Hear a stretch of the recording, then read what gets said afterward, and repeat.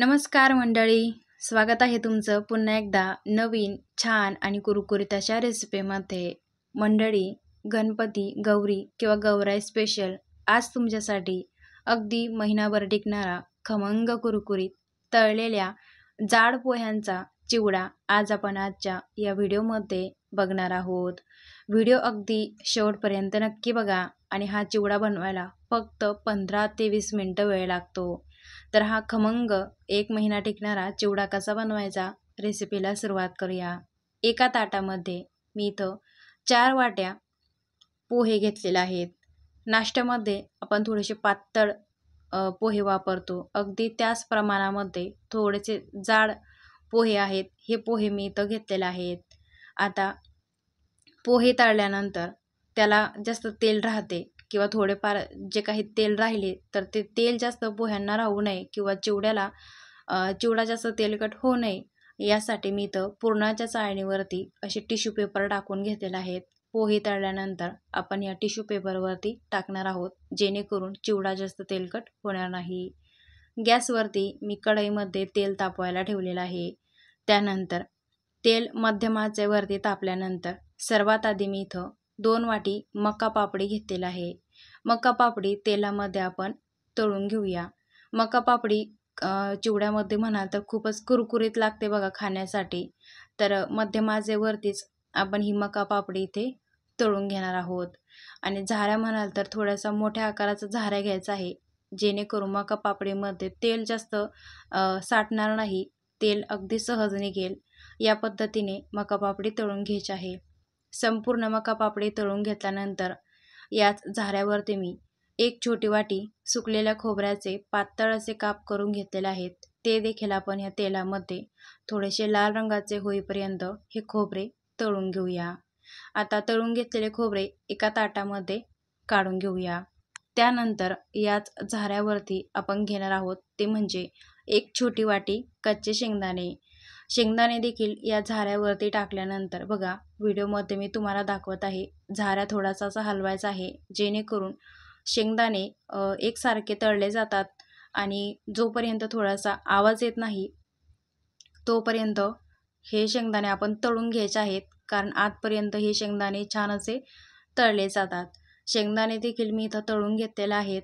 त्यानंतर एका ताटामध्ये काढून घेऊया। आता पोहे तळण्यासाठी मी इथं बघा अशा प्रकारचे एक चाळण घेतलेलं आहे। हे तुम्हाला बाजारमध्ये भांड्याच्या दुकानामध्ये अगदी सहज मिळेल।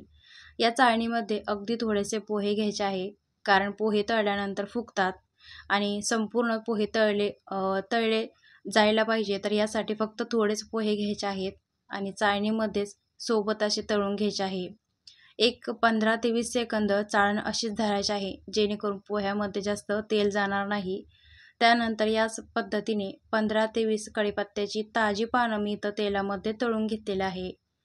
आता त्यानंतर 15 ते 20 हिरव्या मिरच्या अगदी बारीक अशा चिरून कट करून घेतलेल्या आहेत। ह्या मिरच्या देखील आपण तेलामध्ये छान अशा तळून घेतलेल्या आहेत। आता या संपूर्ण कढईमध्ये जेवढे तेल आहे तेवढेही तेल आपण काढून घेऊया। त्यानंतर स्वच्छ कढई करून घेतलेली आहे। याच कढईमध्ये पुन्हा एकदा फक्त 1 चमचा तेल मी इथं टाकलेला आहे। पोहे खाण्याचा अर्धा चमचा हळद पावडर मी इथं तेलामध्ये टाकलेले आहेत। तळून आपण जे काही पोहे घेतले होते ते पोहे आता इथं आपण कढईमध्ये टाकायचे आहेत। तर यानंतर चमच्याच्या साहाय्याने हे पोहे आपण कढईमध्ये छान असे परतून घ्यायचे आहे, जेणेकरून जे हळद पावडर आपण टाकलेले आहे ते सर्व पोह्यांना एकसारखे लागले जाईल। तर यासाठी सर्वात आधी पोहे इथं परतून घेतले। तर बघू शकता, पोहे परतून घेतल्यानंतर गॅस अगदी मंद आचेवरती ठेवायचा आहे। यानंतर सुकलेले खोबऱ्याचे काप म्हणजे जे आपण तळून घेतलेले होते, शेंगदाणे, कढीपत्ता आणि हिरवी मिरची, हे देखील आता पोह्यासोबत मिक्स करून घेऊया। त्यानंतर यामध्ये आपण टाकणार आहोत ते म्हणजे चवीनुसार मीठ। तर इथं मी अर्धा चमचा बारीक मीठ घेतलेला आहे आणि त्यानंतर यामध्ये मी घेणार आहे ते म्हणजे 1 चमचा दळलेली साखर म्हणजेच पिठी साखर।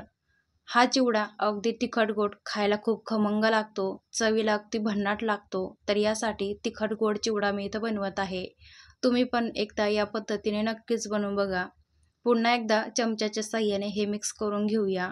माझ्याकडे चिवडा मिक्स करण्यासाठी दुसरं मोठं भांडं नाही आहे, तर कढईमध्येच मी हे सर्व मिक्स करून घेत आहे. तुमच्याकडे जर मोठं भांडं असेल तर तुम्ही त्यामध्ये सुद्धा हा चिवडा एकसारखा मिक्स करून घेऊ शकता. आणि त्यानंतर तळलेली मका पापडी ह्यामध्ये मिक्स करून घेऊया.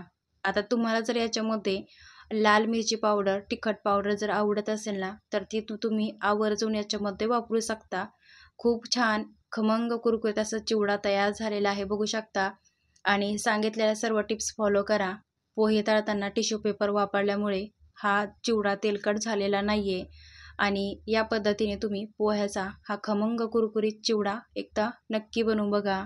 अगदी महिनाभर टिकतो, आहे तसाच कुरकुरीत राहतो. फक्त थंड झाल्यानंतर याला हवाबंद डब्यामध्ये तुम्ही भरून ठेवा. अगदी संपेपर्यंत कुरकुरीत राहतो. आणि गौराईसाठी म्हणाल तर अगदी 15 मिनिटांमध्ये तयार होणारा असा हा खमंग कुरकुरीत चिवडा पोह्याचा तुम्ही नक्कीच बनवून बघा. रेसिपी आवडली असेल तर लाईक करा, शेअर करा आणि कमेंट करून सांगायला विसरून जाऊ नका. भेटूया एखाद्या छानशा रेसिपीमध्ये.